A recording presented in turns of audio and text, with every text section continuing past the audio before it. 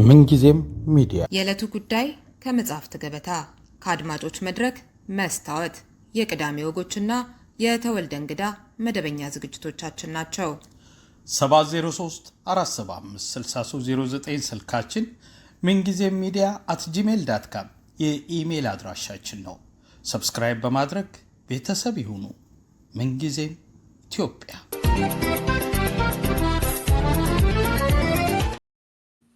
ሰላም ጤና ይስጥልኝ። የምንጊዜም ሚዲያ ቤተሰቦች መጪውን 7ኛ ዙር ምርጫ በተመለከተ ከተለያዩ እንግዶች ጋር ሀሳብ እየተለዋወጥን መሆኑ ይታወቃል። ዛሬ ደግሞ ታዋቂው ፖለቲከኛ አቶ ልደቱ አያሌው በ2018 ምርጫ ሚናችን ምን ይሁን በሚል ርዕስ ያዘጋጀውንና ለዝግጅት ክፍላችን የላከልንን ጽሑፍ በንባብ ወደ እናንተ እናቀርባለን። ተከታተሉን። በ2018 ምርጫ ሚናችን ምን ይሁን?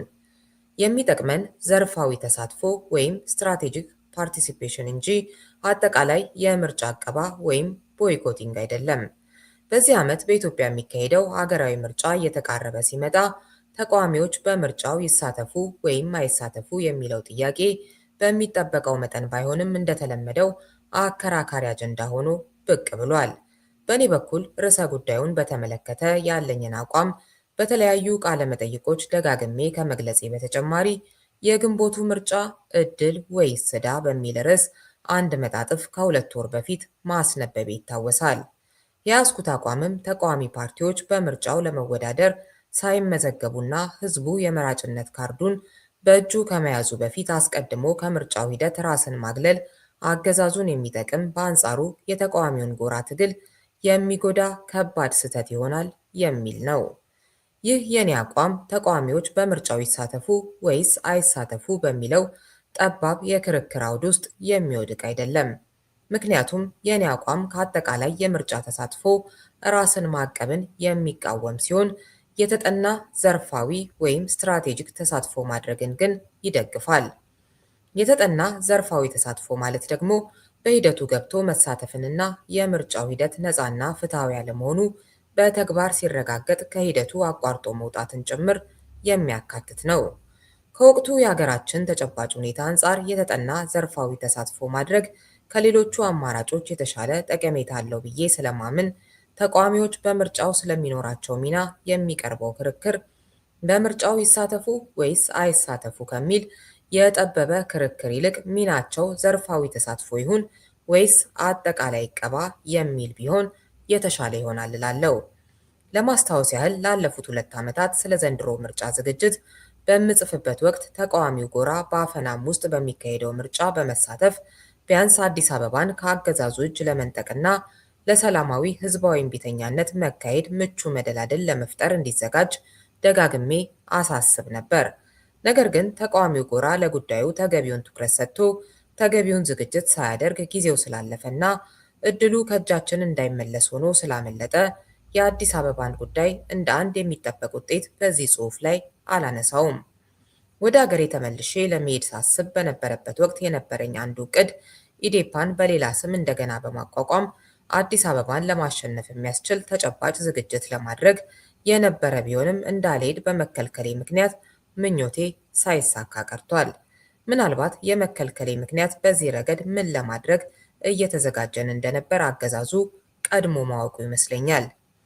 የተጠና ዘርፋዊ የምርጫ ተሳትፎ አገዛዝን የመታገያ መሳሪያ እንጂ ተቀባይነት የማላበሻ ስልት አይደለም። የምርጫው ሂደት የተጀመረ ቢሆንም የሚገባውን ያህል በቂ ትኩረት አግኝቶ የውይይት አጀንዳ መሆን አልቻለም።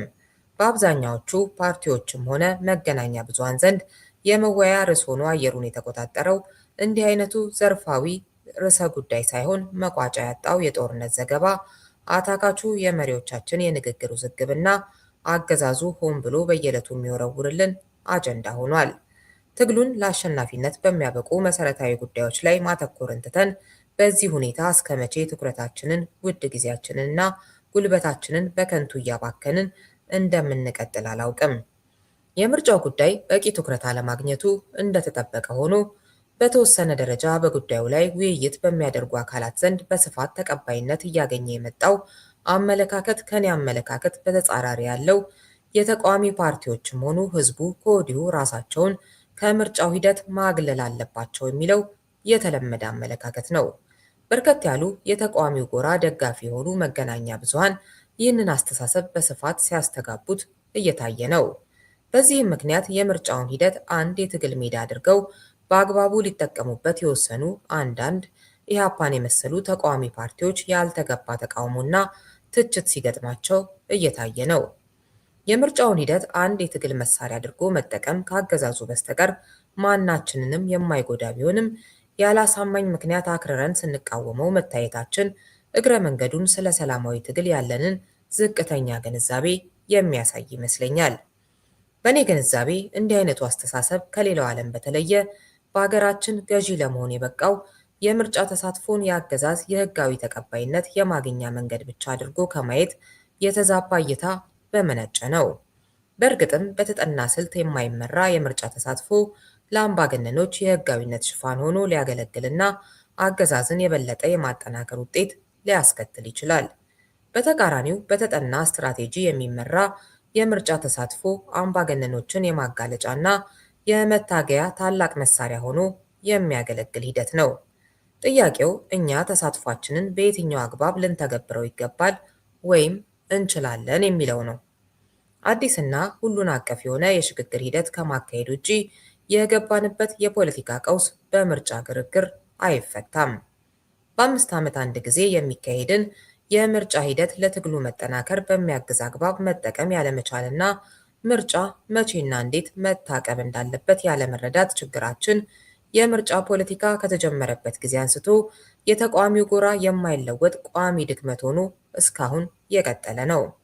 ምርጫውን አስመልክቶ በእኔ በኩል የያዝኩት አመለካከት በቀላሉ ተቀባይነት እንደማያገኝ ወደ እርግጠኝነት በተጠጋ መጠን ባውቅም ይህንን አይነት መጣጥፍ በድጋሚ ለመጻፍ የተገደድኩት ተቃዋሚዎች እንደተለመደው አገዛዙን የሚጠቅምና ትግሉን የሚጎዳ ከፍተኛ ስህተት ዛሬም እየሰራን ነው ብዬ በማመኔና በዚህ ምክንያት ከፍተኛ ቁጭት ያደረብኝ በመሆኑ ነው።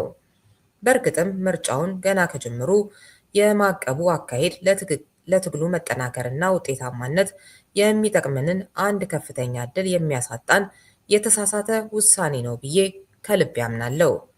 በፖለቲካ ሳይንስ ቋንቋ ተወዳዳሪ አምባገነናዊነት ወይም ኮምፒቲቲቭ ኦቶሪታሪያኒዝም ተብሎ የሚጠራ ስርዓት ባለበት በማንኛውም ሀገር የሚካሄድ ምርጫ ነፃና ፍትሐዊ የመሆን እድል የለውም። በሀገራችንም የጠቅላይ ሚኒስትር አብይ አህመድ አረመኔያዊ አገዛዝ በስልጣን ላይ እስካለ ድረስ ነፃና ፍትሐዊ ምርጫ ሊካሄድ የማይችል መሆኑ አከራካሪ አይደለም። ጦርነትን ዋና የአገዛዝ ስልቱ አድርጎ የሚጠቀምና በፈጣሪ የተቀባው መሪ ነኝ ብሎ የሚያምን ግብዝ ሰው በስልጣን ላይ ባለበት ሀገር የሚካሄድ ምርጫ የገባንበትን የፖለቲካ ቀውስ የበለጠ ከማባባስ ባለፈ የሚያመጣልን የተለየ መፍትሄ አይኖርም። በአጭሩ የወቅቱ የሀገራችን ሁለንተናዊ የፖለቲካ ቀውስ አዲስና ሁሉን አቀፍ የሆነ የሽግግር ሂደት ከማካሄድ ባነሰ ሌላ አቋራጭ መንገድ ወይም የምርጫ ግርግር መፍትሄ ሊያገኝ አይችልም።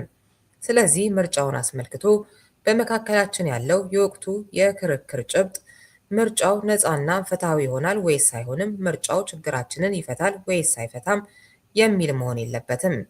የክርክሩ ጭብጥ የምርጫውን ሂደት ትግሉን በሚጠቅም አግባብ እንዴት እንጠቀምበት፣ ምርጫውን የማቀቢያው ትክክለኛ ጊዜስ መቼ ነው የሚል ሊሆን ይገባዋል። በእኔ ግንዛቤ ተቃዋሚ ፓርቲዎች በምርጫ ተሳታፊነት ገና ሳይመዘገቡ ህዝቡም በመራጭነት ተመዝግቦ የመራጭነት ካርዱን ገና በእጁ ባልያዘበት ሁኔታ በምርጫው አጠቃላይ ሂደት ላይ ዕቀባ እንዲደረግ ከወዲሁ መቀስቀስ ከፍተኛ ስህተት ነው። እንዲህ አይነቱ ያልተጠናና በአግባቡ ያልታሰበበት ዕቀባ አገዛዙ በምርጫው ሂደት ላይ ምንም አይነት ጫና መፍጠርም ሆነ ምርጫውን ማጭበርበር ሳያስፈልገው ከአጃቢዎቹ ጋር ብቻ ተወዳድሮና በራሱ ደጋፊዎች ብቻ ተመርጦ በተሻለ ቅቡልነት የ5 ዓመት የአገዛዝ ዕድሜውን በቀላሉ አድሶ በስልጣን ላይ እንዲቀጥል እድል የሚፈጥርለት ይሆናል። ፉክክር የሌለበት ምርጫ አምባገነኖችን ያስደስታል እንጂ አያስከፋም። አገዛዙን በዓለም አቀፉ ህብረተሰብና በኢትዮጵያ ሕዝብ ዘንድ የበለጠ ቅቡልነት ልናሳጣውም ሆነ ሂደቱን ለውጤታማ ህዝባዊ እምቢተኛነት መነሳሳት በአግባቡ ልንጠቀምበት የምንችለው የምርጫው ሂደት ተሳታፊ በመሆን ነው።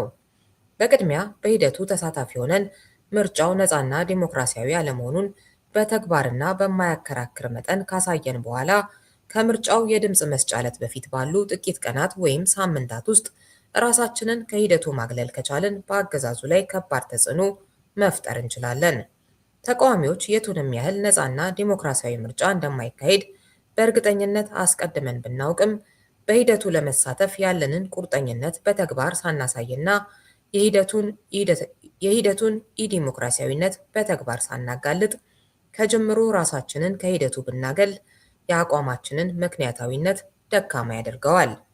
መጪው ምርጫ እንደተለመደው ነፃና ዴሞክራሲያዊ እንደማይሆን በእርግጠኝነት ማሳየት የሚቻለው ከ5 ዓመት በፊት የተካሄደን የምርጫ ብልሹነት ወደ ኋላ ተመልሶ በእማኝነት በመጥቀስ አይደለም። በተለይም ዓለም አቀፉን ማህበረሰብ በዚህ አይነቱ አቀራረብ ማሳመን አይቻልም። የዓለም አቀፍ ግንኙነት የተለዋዋጭነት ባህሪ ያለው በመሆኑ አገዛዙን የማጋለጥ ጥረታችን ተከታታይነት ያለውና በተጨባጭ መረጃ የተደገፈ መሆን ይገባዋል። አገዛዙ በፕሮፓጋንዳ ደረጃ ተቃዋሚዎች በምርጫው እንዲሳተፉለት የሚፈልግ መስሎ ቢቀርብም ከልቡ እየተመኘና እየሰራ ያለው ግን ተቃዋሚዎች ከሂደቱ ራሳቸውን እንዲያርቁለት መሆኑን መገንዘብ ያስፈልጋል። ፉክክር የሌለበት ምርጫ አምባገነኖችን ያስደስታል እንጂ አያስከፋም፣ አያስፈራራምም። ስለሆነም በዚህ ረገድ የምንይዘው አቋም በማወቅም ይሁን ባለማወቅ በገዢው ፓርቲ ወጥመድ ላይ መውደቅ አለመሆኑን በአግባቡ መመርመርና መገንዘብ ያስፈልጋል። አገዛዙ ምርጫውን ለራሱ የስልጣን መራዘም በሴረኛ አካሄድ ሊጠቀምበት ሲሞክር፣ እኛም የህዝቡን ትግል ለማጠናከር በሚያስችል አግባብ የምርጫውን ሂደት በመጠቀም ረገድ አገዛዙን ቀድመነውና በልጠነው መገኘት ይጠበቅብናል። የምርጫውን መካሄድ የህዝቡን በውዴታም ሆነ በግዴታ በመራጭነት መመዝገብና ድምፅ መስጠት እኛ ራሳችንን ከምርጫው ሂደት አግልለናል ስላልን ብቻ ልናስቀረው አንችልም። እንደ ተቃዋሚ ኃይል ከኛ የሚጠበቀው ፈለግንም አልፈለግንም መካሄዱ በማይቀረው የምርጫ ሂደት ትግሉን የሚያጠናክር ምን አይነት ጥቅም ማሳካት እንዳለብን አቅደን መስራት ነው። የዜግነት መብቱን ተጠቅሞ የመራጭነት ካርድ ያልያዘ ህዝብ ነዋሪ እንጂ ምርጫን አቅቧል ተብሎ መቆጠር የሚችል ህዝብ አይደለም። የምርጫን ቅቡልነት በዋናነት በመወሰን ረገድ አጠቃላይ የሂደቱ ዴሞክራሲያዊነትና አሳታፊነት ወሳኝ ቢሆንም አንዱና የመጨረሻው መመዘኛ ግን ውጤቱ ነው። ማለትም በመጨረሻ አሸናፊ የሆነው ፓርቲ በምርጫው ድምፅ ለመስጠት ከተመዘገበውና የመራጭነት ካርድ በእጁ ከያዘው መራጭ ህዝብ ውስጥ በስንቱ እጅ ወይም ፐርሰንት ተመረጠ የሚለው ነጥብ መሰረታዊ ነው። ስለሆነም የዜግነት መብቱን ተጠቅሞ የመራጭነት ካርድ አስቀድሞ በእጁ ያልያዘ ህዝብ ነዋሪ እንጂ መራጭ ህዝብ ስላልሆነ ከምርጫው ራሴን አግልያለሁ ቢል ውሳኔው ከስሜታዊ እርካታ ባለፈ ሚዛን የሚደፋ ትርጉም አይኖረውም። እንዲህ አይነቱ የራስን መብት ለሌሎች አሳልፈው እየሰጡ ለሽንፈት መዳረግ ስለ ሰላማዊ ትግል ያለንን የግንዛቤ እጥረት ከማሳየቱም በላይ በውጭው ማህበረሰብም ዘንድ ለትዝብትና ለወቀሳ የሚያጋልጠን ድክመት ይሆናል። በእርግጥ ይህ ስለመሆኑ በዋናነት ተጠያቂ መሆን የሚገባው ህዝቡ ሳይሆን ህዝቡን ትክክለኛ አቅጣጫ ሲይዞ መምራት ይገባው የነበረው የፖለቲካ ኃይሉ ነው። በአጭሩ ከምርጫው ራሳችንን እናግልል የሚለው የወቅቱ አካሄድ አገዛዙን በብቃት ቅቡልነት ለማሳጣት የቅቡልነቱን ማጣት ተከትሎም የኢኮኖሚ ዕቀባ እንዲጣልበት ግፊት ለማድረግም ሆነ ውጤታማ ህዝባዊ እምቢተኛነትን በአገሪቱ ለማነሳሳት የሚኖረንን ዕድል በብዙ እጅ ደካማ የሚያደርግ ነው። በእኔ እይታ ተቃዋሚ ፓርቲዎች አሁን ላይ አገሪቱ ከምትገኝበት አሳሳቢ ሁኔታና ከስርዓቱ አምባገነናዊ ባህሪ አኳያ ነፃና ዲሞክራሲያዊ ምርጫ ሊካሄድ እንደማይችል አቋማቸውን አጠንክረው መግለጻቸው እንደተጠበቀ ሆኖ ተቃዋሚ ፓርቲዎች አንደኛ በቅድሚያ በምርጫው ለመሳተፍ ቢመዘገቡ፣ ሁለተኛ ገለልተኛ የሆኑ ዓለም አቀፍ የምርጫ ታዛቢዎችም ምርጫውን እንዲታዘቡት አጥብቀው ቢጠይቁ፣ ሶስተኛ ለምርጫው ተብለው የሚዘጋጁ የውይይትና የክርክር መድረኮችን የአገዛዙን የአፈና ድርጊቶች ለማጋለጥና ህዝቡን ለትግል ለማነሳሳት ቢጠቀሙባቸው፣ አራተኛ የተቃዋሚው ጎራ ደጋፊ የሆነው ህዝብም በነቂስ ወጥቶ የምርጫ ካርዱን በእጁ እንዲይዝ ቢያደርጉ፣ አምስተኛ በምርጫው አጠቃላይ ሂደት ላይ የተፈጸሙትን የአፈናና የማጭበርበር ድርጊቶች በአግባቡ መዝግበው ቢይዙና፣ ስድስተኛ በመጨረሻም ሂደቱ ነፃና ዴሞክራሲያዊ ያለመሆኑን ለህዝቡና ለዓለም አቀፉ ህብረተሰብ በማያከራክር መጠን በተግባር ካጋለጡ በኋላም ከድምፅ መስጫው ዕለት በፊት ተገቢ ነው ብለው ባመኑበት ጊዜ መራጩን ሕዝብ ጭምር ይዘው ራሳቸውን ከምርጫው ቢያገሉ እርምጃቸው ለትግሉ መጠናከር በእጅጉ የሚጠቅም ውጤታማ ማዕቀብ ይሆናል። ከዚህ ውጪ ራስን ከምርጫ አግልሎ ሂደቱን ዳር ቆሞ መታዘብ ጊዜያዊና ስሜታዊ ድጋፍን ለማስገኘት የሚያስችል ምንም አይነት ድካም የማይጠይቅና መስዋዕትነት የማያስከፍል ቀላል ውሳኔ ነው። ግን የስንፍናና የሽንፈት ውሳኔ ከመሆን የተለየ ትርጉም የለውም። ምርጫችን አጠቃላይ ዕቀባ ከሆነ በቂ ፉክክር ያልታየበት ነገር ግን በአንጻራዊነት ነፃና ፍትሐዊ ተብሎ የሚወደስና አገዛዙን የበለጠ የሚያጸና የምርጫ ውጤት ሊመጣ ይችላል። ይህ ጉዳይ እጅግ አሳሳቢ የሆነ በወደፊቱ የትግል ሂደት ላይ የራሱ ከፍተኛ አንድምታ የሚኖረው በመሆኑ በስሜት ሳይሆን በበቂ ውይይትና መተማመን ጥቅምና ጉዳቱ በአግባቡ ተሰልቶ መወሰን ያለበት ቁም ነገር ነው። ስለሆነም ጊዜው ሳይረፍድና ነገሩ እንዳይመለስ ሆኖ ከመበላሸቱ በፊት ተቃዋሚ ፓርቲዎች በጉዳዩ ላይ አስቸኳይ ውይይት አድርገው በበቂ ምክንያት የተደገፈ ተገቢና ወደፊት የማያጸጽት አቋም ሊይዙበት ይገባል እላለሁ። በተለይም የሰላማዊ ህዝባዊ እምቢተኛነት ትግል ለህልውናችን መድህን ነው ብለን የምናምን የፖለቲካ ኃይሎች የምርጫውን ሂደት በአግባቡ ሳንጠቀምበት እንደዋዛ ከእጃችን እንዳያመልጥ ከፍተኛና ፈጣን ጥረት ማድረግ ይጠበቅብናል። ይህን ምርጫ አሁን በሚታየው አዝማሚያ ዳር ላይ ቆመን እየታዘብን እንደዋዛ የምናሳልፈው ከሆነ ግን በቂ ፉክክር ያልታየበት ነገር ግን በአንጻራዊነት ነፃና ፍትሐዊ የሆነ ተብሎ የሚወደስና አገዛዙን በውጭ ዓለም ጠንካራና ህዝባዊ ቅቡልነት ያለው ስርዓት መስሎ እንዲታይ የሚያግዝ የምርጫ ውጤት ሊያስከትል ይችላል። በመጨረሻም የአምባገነኑን ጠቅላይ ሚኒስትር የአብይ አህመድን የአገዛዝ ዕድሜ ለሌላ 5 ዓመታት በቀላሉ አራዝሞ የሚጠናቀቅ ምርጫ እንደሚሆን ጥርጥር የለኝም። እንዲህ አይነቱ ውጤትም የህዝቡን የትግል ሞራል ከመጉዳትም በላይ ግጭትንና ጦርነትን የበለጠ በማባባስ የሀገሪቱን ህልውና የበለጠ አደጋ ላይ ይጥለዋል። ከዚህ አይነቱ ውርደትና አደጋ ሊታደገን የሚችለው የምርጫ ሂደትን በዘፈቀደ ማዕቀብ ሳይሆን ወደ ውጤታማ ህዝባዊ እምቢተኛነት ሊያሸጋግረን የሚችልና በአግባቡ የተጠና ዘርፋዊ ወይም ስትራቴጂክ የምርጫ ተሳትፎ ማድረግ ነው። ልደቱ አያሌው ጥር 30 ቀን 2018 ዓ.ም። ምንጊዜም ሚዲያ የዕለቱ ጉዳይ ከመጽሐፍት ገበታ፣ ከአድማጮች መድረክ መስታወት፣ የቅዳሜ ወጎችና የተወልደ እንግዳ መደበኛ ዝግጅቶቻችን ናቸው። 703 475 6309 ስልካችን፣ ምንጊዜም ሚዲያ @gmail.com የኢሜል አድራሻችን ነው። ሰብስክራይብ በማድረግ ቤተሰብ ይሁኑ። ምንጊዜም ኢትዮጵያ።